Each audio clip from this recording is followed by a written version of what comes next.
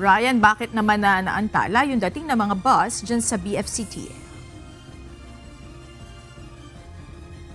Monica, nagkaroon ng aberya doon sa mga biyahe ng mga barko na sinasakyan ng mga bus na dito sa terminal o sa BFCT terminal. Kaya yung biyahe ng ating mga kababayan dito ay naantala rin. Noong kasama ang kanyang asawa galing pa ng Bicol, papunta sa Calibo, Aklan para dumalo ng kasala. Kagabi ang schedule ng kanilang biyahe paalis dito sa terminal, pero hanggang ngayon wala pa ang kanilang bus na sasakyan. Hindi nga dumating dahil na-delay daw sa Batangas, Pier. Pero ngayon darating, pag dumating ang bus, sakay kami kaagad. Okay. Maluwag na kayo, konti lang kami. Sabi namang Isidro, mas marami ang stranded kahapon pero ang iba nakasakay na kagabi hanggang kanina. Ngayong gabi inaasahan nilang darating na ang kanilang bus na sasakyan. Ako, tambak yan, ganyan. Yung kargada, dami tao talaga. Siksikan to, pati itong puwan, tambakan kahapon. Dahil ang mga bus dito sa BFCT ay isinasakay sa barko para makatawid ng dagat, kapag nagkaroon ng aberya sa barko ay apektado rin ang turnaround ng mga bus. Sa sobrang dami ng panakay ng barko, hindi na kaya kaya nga na-delete yun. Na-delete sila.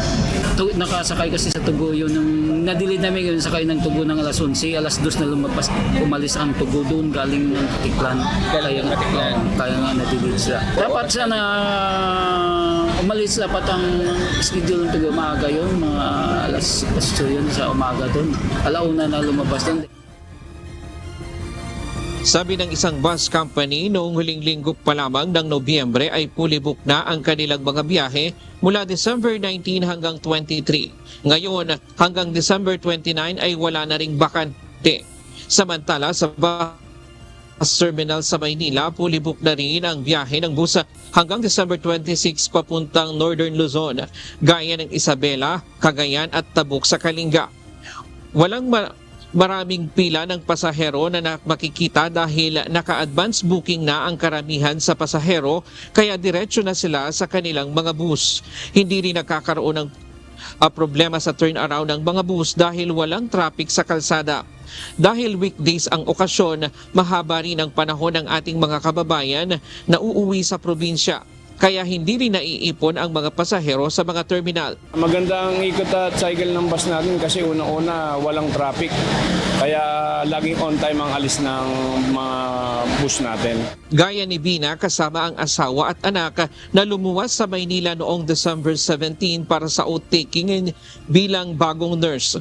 Pero dahil matatapat sa holiday rush ang kanilang pag-uwi pabalik sa Isabela, mas sinecure nila ang kanilang ticket pa-uwi. Sinecure namin yung una kasi peak season po kasi talaga ngayon, kaya mas sinecure pa namin yung pabalik kaysa sa papunta. Kasi nung papunta dito is okay lang, wala masyadong pasahero. Monica, kanina bago tayo umere ay may mga ilang bus pa ang dumating dito galing ng Samar at Leyte. At nagload lamang sila ng pasahero at agad din silang umalis. At inaasahan natin na hanggang mamaya may mga darating pa na bus dito para naman suduin yung iba pa nating mga kababayan na dito nananatili. At yung iba kanina pang umaga, meron kahapon pa nandito sa terminal. Paalala sa ating mga kababayan, lalo na doon sa mga magbabaka sakali doon sa mga terminal gaya dito sa BFCT dito sa Marikina, ay mangyaring kumontak muna doon sa mga bus company para makatiyak at hindi kayo ma-stranded at hindi masayang yung oras ninyo papunta rito. At wag na rin silang magdala hanggat maaari ng maraming bagahe. At yan muna ang latest mula dito sa Marikina. Balik sa iyo, Monica.